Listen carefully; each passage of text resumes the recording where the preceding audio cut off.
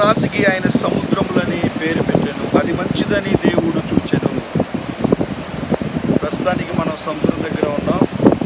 ఇది దేవుని సృష్టి.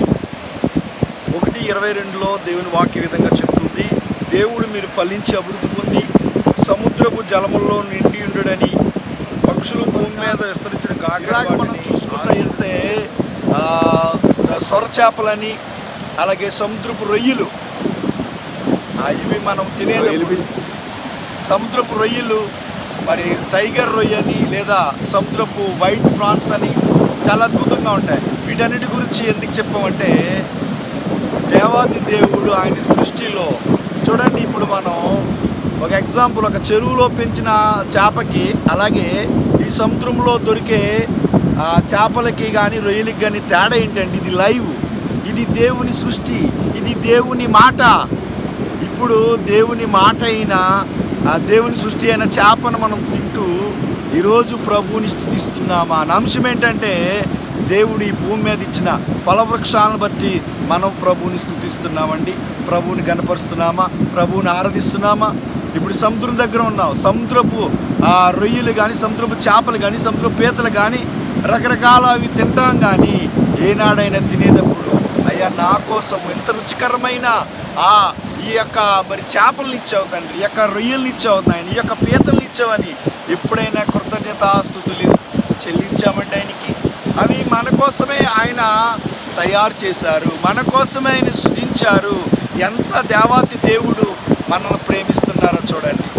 ఇంకోటి ఏంటంటే, ఈ యొక్క సముద్రపు చేపల వల్ల ఇవి మెడిసిన్, కొన్ని చేపలు ఉంటాయి ఇందులో, కిచిడి చేపలని లక్షలాది రూపాయలు పలుకుతాయండి.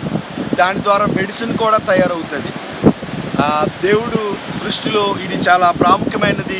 ప్రియమైన దేవుని బిడ్డలారా, ఇంకా మనం చూసినట్లయితే, దేవుడు మన స్వరూపమందు మన పోలిక చొప్పున నరులు చేదుము, వారు సముద్రపు చేపలను, ఆకాశ పక్షులను, పశువులను, సమస్త భూమి మీద ప్రాకు ప్రతి జంతువులను ఏలుదురు గాకని పలికెను. సమస్త మానవాళి, ఈ భూప్రపంచం మీద ఉన్న ప్రతి దానిపై దేవాతి దేవుడు ఆధిపత్యం ఇచ్చాడు, అధికారం ఇచ్చాడు. ఆదాము చేసిన పాపాన్ని బట్టి అధికారాన్ని మనం కోల్పోయాం. మన ప్రభువైన యేసుక్రీస్తు వారు మరలా అధికారాన్ని ఇవ్వడం కోసం నరరూపధారిగా ఈ భూలోకానికి ఆయన దిగి వచ్చారు.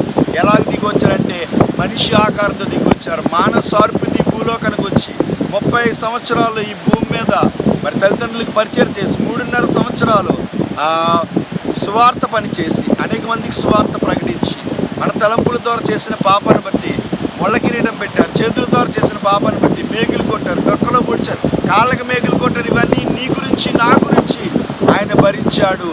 మనకి అధికారము ఇచ్చే నిమిత్తము, ఆయన కుమారులుగా మార్చే నిమిత్తము ఈ భూమి మీద దేవాతి దేవుడు సర్వాధికారాన్ని ఇచ్చాడు మనకి. ఆయన ఆ అధికారాన్ని మనం ఉపయోగించే వారిగా ఉండాలి. సమస్త సృష్టి మీద మనిషికి అధికారం ఉందండి. అధికారాన్ని ఉపయోగించినప్పుడు ఆయన మాట ద్వారా సకల సృష్టిని సృజించిన దేవాది దేవుడు కలుగును గాక అంటే ఈ సృష్టి అంతా కలుగు చేయబడింది.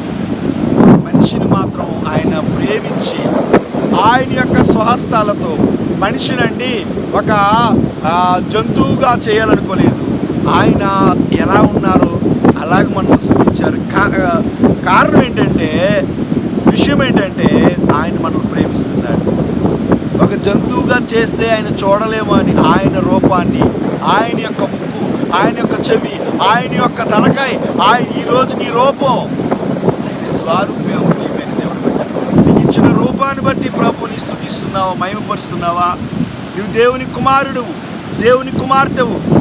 నీకు ఇచ్చిన ఆ యొక్క జీవితాన్ని బట్టి దేవతి దేవుడు ఈ భూలోకానికి వచ్చి మన కోసము సిలువలో మరణించి వెళ్ళిపోయిన తర్వాత ఆయన యొక్క ఆ భారాన్ని శిష్యులకు, 12 మంది శిష్యులకు అప్పచెప్పాడు.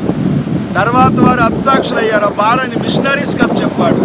ఈరోజు నీ భారం ఏంటి? ఈరోజు నీ కుటుంబస్తుల కోసం నీవు ప్రార్థిస్తున్నావా?